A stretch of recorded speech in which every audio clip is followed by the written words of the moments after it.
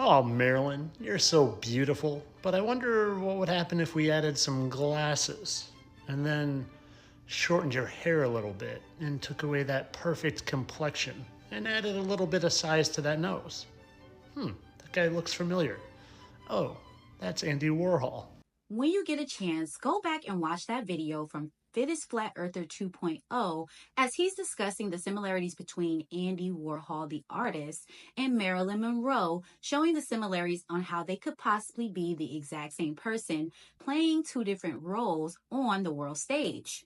Now, when I first came across this video, I first had the inkling to just run the birth and death date numbers, take a look at them, and as a decoder, like I normally do, see if there's any similarities to see if these two individuals could possibly be the same person. Much to my surprise, there was not only a lot of similarities, but come to find out, there's an entire rabbit hole of information that I happened to stumble upon in this decode. Dude, I was not expecting what I stumbled upon. You have opened a portal, dude, and I have not been able to climb out of this Andy Warhol portal for a week, okay? This has been a nonstop roller coaster of emotions for me. I have laughed, I have cried. I have been on an emotional ride of a lifetime. And I think this story is extremely important to American history and it deserves to be told in a proper way with the proper receipts. I would never attempt to bring anything to you that I have not referenced and cross-referenced double and triple. But it also appears that Andy Warhol himself may have left these clues behind for me, yes, me, to find. Funny, I found myself in the numbers, and I also was linked in a very weird way. And Andy made sure that I would know that he was pointing at me to be able to decode this message. I am a decoder that uses numerology science, mathematics, history, science, any possible esoteric knowledge that I've ever learned, as well as biblical references to affirm whatever it is that I am decoding. A lot of times when I have found myself decoding in this way, it has been an effective method at predicting future events. For if you give me an opportunity to do what I do, I will attempt to prove to you that this is indeed true, that Marilyn Monroe is indeed Andy Warhol, as well as connect some other humongous dots that I believe are central to this story, as well as the American story as a whole. This is our existential crisis. And I hope that you have the attention span and the wherewithal to sit with me through this as we will comb through these numbers, we'll comb through incidents, we'll comb through his artwork. And I try to be as meticulous and detailed as possible as not belabor the points. TikTok, this is for entertainment purposes only, baby. Okay, we're just running some numbers, just doing a little numerology, just doing a little. So in this decode, I will attempt to prove a few things. 1, the world is indeed a stage. 2, there are actors on this world stage that we know playing various roles. 3, America is not what we perceive it to be. And I'm just here to validate the conspiracy theorists. So if you've ever been called crazy, if you've ever been called a conspiracy theorist, honey, this video is your get back.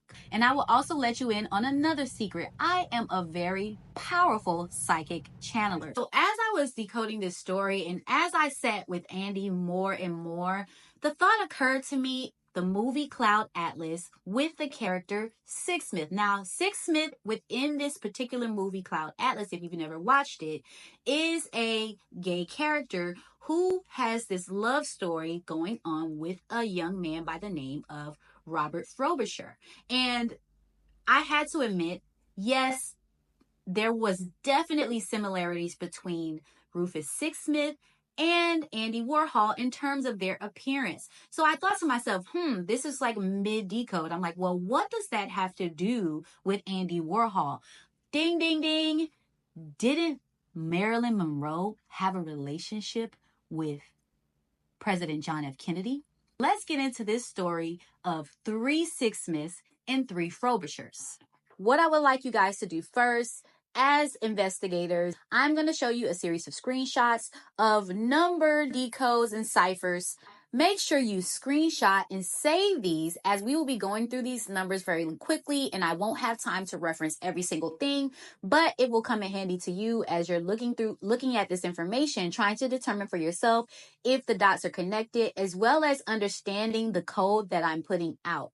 Now, when I do my decodes, I typically go by 2 different dates, and I find that using the Gregorian calendar as well as deducing to the ancient calendar, which is a 13-month calendar starting in April, as well as subtracting the number 9 from the year, because I believe that in an attempt to erase the primordial mother, which is represented by the number 9, which is 360 degrees, I believe that this is how they were able to change the time and laws as referenced in the Bible. In my decodes, I typically do this by subtracting 2 from the month and 9 from the year. And this tends to give me a very succinct number, and it also really helps me find other clues that lead to other clues that lead to other clues. So at first glance, looking at Andy Warhol's name, I found that there were a few anagrams. Now, I just decided to take the first